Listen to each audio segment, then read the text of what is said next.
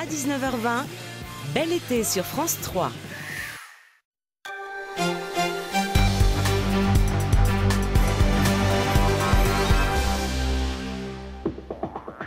Bonjour à tous, bienvenue dans Les Halles. Tout de suite, les titres de votre journal.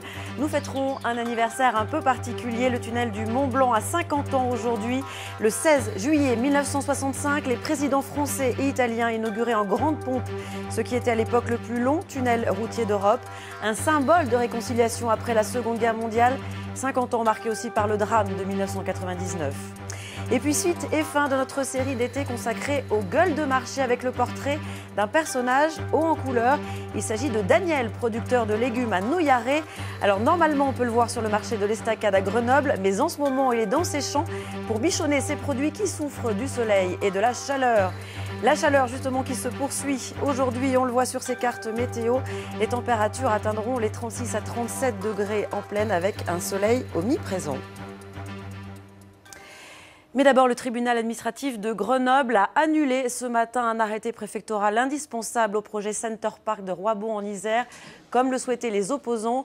Le tribunal, qui a suivi les recommandations du rapporteur public, a estimé que l'arrêté préfectoral loi sur l'eau permettant la destruction de zones humides était illégal. Les travaux qui avaient débuté à l'automne 2014 puis suspendus à cause de la présence de zadistes sont donc pour l'instant dans l'impasse. Le groupe Pierre et Vacances a annoncé en fin de matinée qu'il ferait appel de ce jugement. Je vous le disais en titre, le tunnel du Mont Blanc qui relie Chamonix au Val d'Aoste fête aujourd'hui ses 50 ans. Il avait été inauguré le 16 juillet 1965. Tout un symbole à cette époque après la Seconde Guerre mondiale. Un anniversaire marqué aussi par l'incendie de 1999. Aurélie Massé. Après 6 années d'efforts, la montagne est vaincue. Aujourd'hui, le plus long tunnel du monde s'étire sur 11 600 mètres de long et sur 7 mètres de large. Nous sommes le 16 juillet 65. Charles de Gaulle et le président italien inaugurent à Chamonix le tunnel du Mont Blanc. Dans l'après-guerre, un symbole de coopération européenne. Il a fallu 44 mois de travaux et 400 000 coups de mine pour réaliser l'ouvrage. La voûte et les parois furent revêtues de 200 000 mètres cubes de béton. 23 hommes laissèrent leur vie sur ce chantier titanesque. Les premières voitures s'y engouffrent le 19 juillet 65. 44 ans passent, jusqu'à ce terrible 24 mars 99.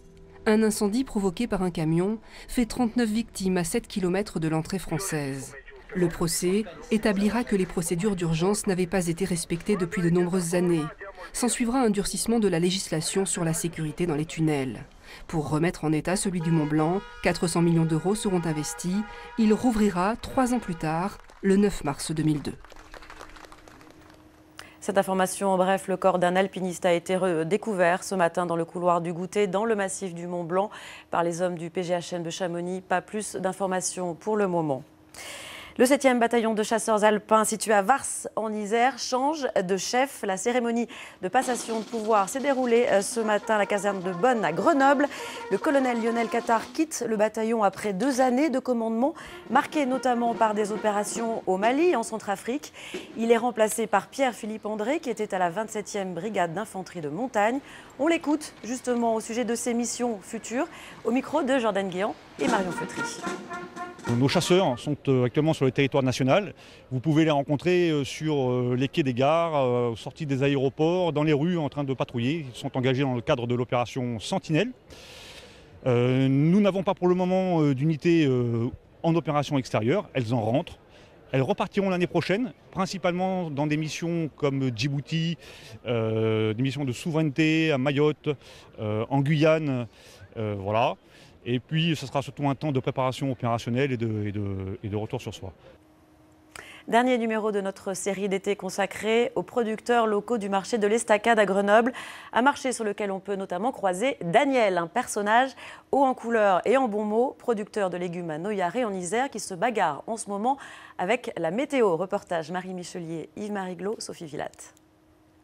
Ils sont beaux mes parents, ils sont beaux! Vu d'en haut, la voie ferroviaire, vue d'en bas, le marché de l'Estacade. Parmi la vingtaine de producteurs locaux qui déballent chaque week-end, il y a un personnage incontournable, Daniel Jacquin, 61 ans. Mais voilà 2 semaines qu'il n'est plus sur le marché, car en ce début d'été, la météo lui joue des mauvais tours. Depuis quelques jours, le soleil tape fort sur l'exploitation et la pluie se fait attendre. Voilà ces premiers haricots qui ont traîné, on ne pouvait pas être de partout, on les a pas arrosés. Si ça passait 35 degrés, c'est brûlé, le haricot, il brûle. Voilà nos courges d'hiver qui devraient être déjà plus développées, mais c'est celles qu'on vous vendra cet hiver à la coupe. Voilà, elles sont là, il y en a un peu là-bas. Bon, c'est pas joli, elles devraient courir, on y a biné. Bon, mais... Alors pour sauver sa récolte, il arrose nuit et jour. Je coupe donc l'arrivée d'eau qui allait là pour ce semis de carottes d'hiver et de panais. Et je vais mettre sur les blettes d'automne les blettes à couper, les blettes à carde et les betteraves rouges pour l'hiver. Et vous voyez ces petites, c'est les betteraves rouges. Vraiment, il faut les voir, hein, il faut... Voilà, ça c'est un travail supplémentaire quand il pleut, que le bon Dieu nous envoie l'eau, ça va beaucoup mieux, hein, voilà. Alors, l'embêtant, c'est que des fois, quand on a juste déplacé, le vent tourne, quand c'est contrarié. Mince, il n'aurait pas fallu déplacer. On est toujours, enfin bon, on y prend à bonne humeur, hein, on dit comme ça, voilà, bon, voilà. Il n'y a pas de métier facile, il faut l'aimer et continuer toujours à faire et garder le moral, hein, c'est ça, hein, voilà. Une agriculture de simplicité comme celle de ses parents et grands-parents. 5 hectares de plein champ, sans serre ni pesticides. Je prends que de la graine tout à fait simple, pas sophistiquée. Voilà, notre graine, elle est tout à fait naturelle. On va mettre la graine dans notre tissoir. Nous, vraiment, c'est vieux jeu. Dernier de la lignée des Jacquin, Daniel va bientôt prendre sa retraite et passer la main à Damien. Son jeune associé de 31 ans, connu tout petit, est convaincu lui aussi. On n'est pas trop dans la modernité, mais ça marche toujours. On arrive bien à avoir nos légumes quand même un petit peu. On a notre clientèle au marché. C'est vrai qu'on ne met pas de plastique, c'est l'ancien système. C'est vrai que des fois, il y a moins de résultats. Bon, mais c'est comme ça, on s'y fait avec. Dehors, par tous les temps, 365 jours par an, avec la nature comme seul arbitre, le métier vissé dans les tripes. Aujourd'hui, pour être agriculteur, il faut aimer le travail, ne pas aimer l'argent. Il n'y a pas de revenus, mais on est content de ce qu'on fait, on se contente avec peu. Nous, l'année passée, on a fait à peu près chacun 4000 heures de travail dans l'année, puisqu'il n'y a jamais eu de samedi, jamais eu de dimanche, on est allé au marché et tout. Pas de vacances, pour 14 000 € chacun de salaire. À 4 bras, ils ramasseront bientôt de nouveau la veille pour vendre dès le lendemain leurs légumes aux formes parfois bizarres. Il faut bien laisser la liberté et avoir nos bancs de légumes variés, pas trop calibrés. Le haricot, tout bien calibré, tout. Non, moi, quand je vais arriver avec mes haricots, c'est tout venant. Des gens choisissent un petit peu, prennent des gros, d'autres prennent des fins, et voilà. Au marché, les clients devraient le retrouver dès dimanche, parce que l'estacade Saint-Daniel-Jacquin, sa verve et sa bonne humeur, ça manque forcément d'un peu de saveur. Il faudra me momifier alors si je suis une vedette que ça. Après moi, il faudra que les jeunes voient ce que c'était qu'un agriculteur d'autrefois, plus tard. Ben oui, c'est ça le problème. Bon, ben voilà. Et cette information à lire sur notre site internet France 3 Alpes avec la manifestation la nuit dernière d'agriculteurs à Saint-Just-Chalessin en Isère. Ils ont déclenché un incendie sur le site de l'entreprise de produits laitiers Danone. Les agriculteurs en colère étaient venus dénoncer la situation intenable des exploitations de la région qui subissent la guerre des prix entre grandes surfaces et distributeurs. Chaque année depuis 1993, le Tour de France organise une course réservée aux cyclistes amateurs. Elle se situe sur une des étapes du Tour et elle aura lieu ce dimanche au départ de Saint-Jean-de-Maurienne en Savoie. On attend pas moins de 15 000 cyclistes. Ils viennent parfois de très loin et certains se préparent déjà, comme l'ont constaté Damien Borelli et Cédric Picot.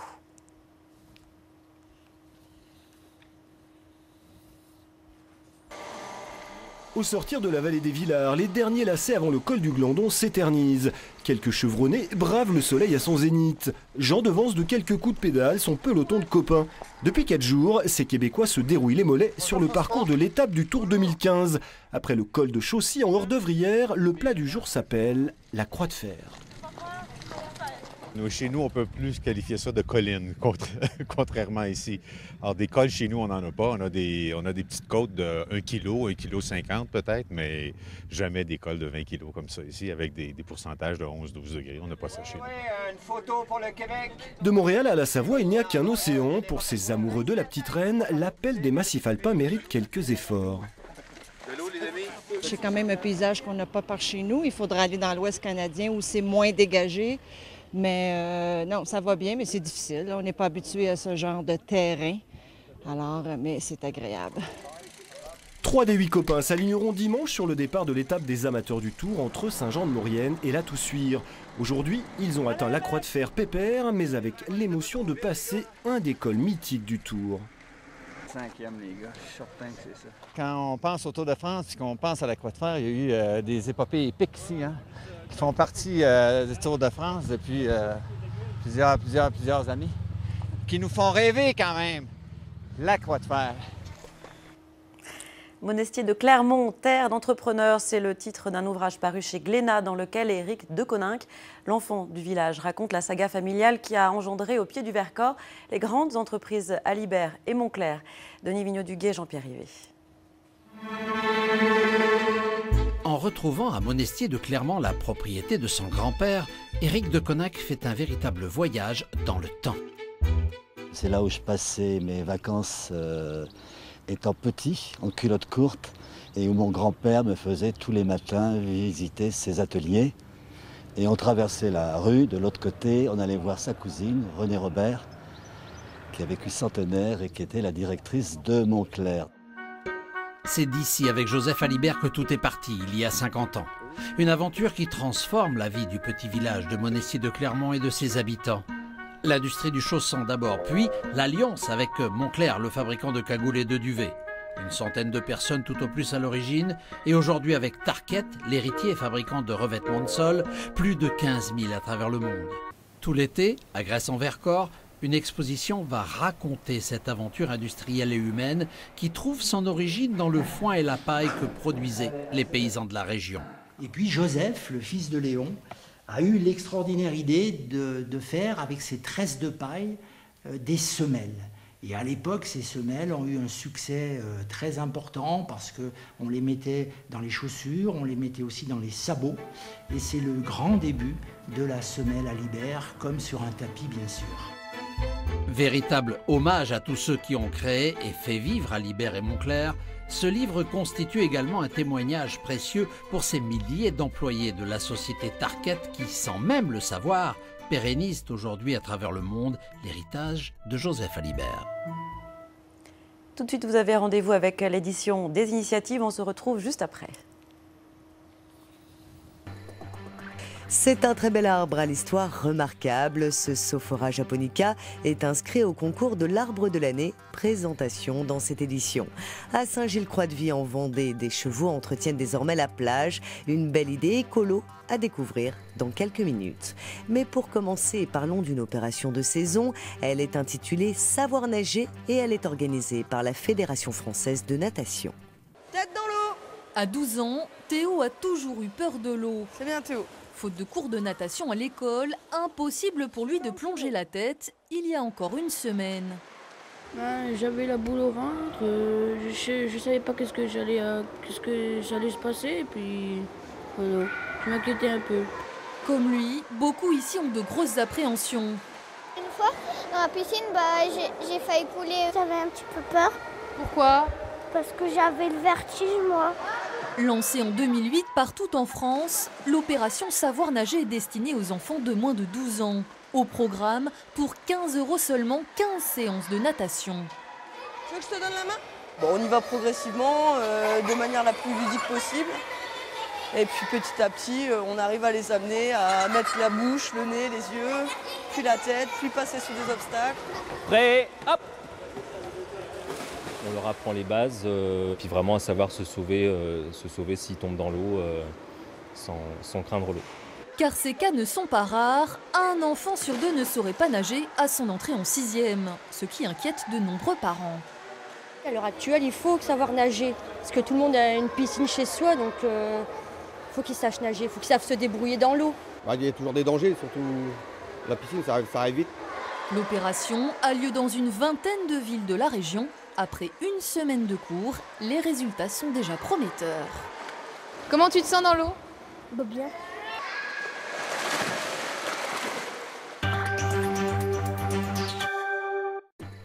On reste au bord de la mer avec une belle image, celle de chevaux qui se chargent du nettoyage des plages. La commune de Saint-Gilles-Croix-de-Vie en Vendée a opté pour cette méthode écolo et silencieuse. Des chevaux pour nettoyer la grande plage de Saint-Gilles-Croix-de-Vie. Au début, l'idée a surtout fait sourire, mais cet été, fini le tracteur sur le sable.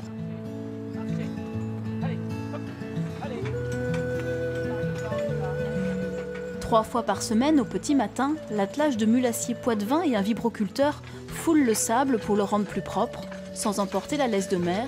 Cette méthode de travail respecte la faune et la flore, contrairement au griffage. L'intérêt du cheval et de cet outil qui est dégonflé, on le voit bien, c'est qu'on a très peu d'empreintes.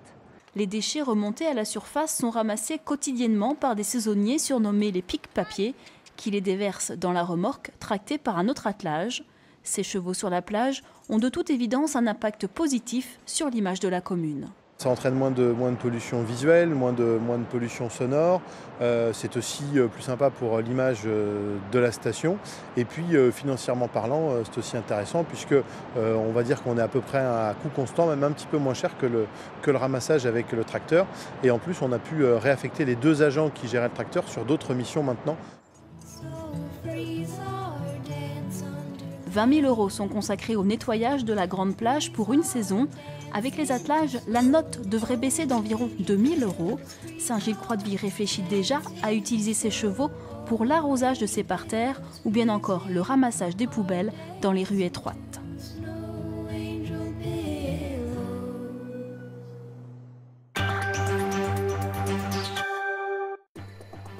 Enfin, c'est un arbre remarquable, tant par sa beauté, sa forme que par son histoire.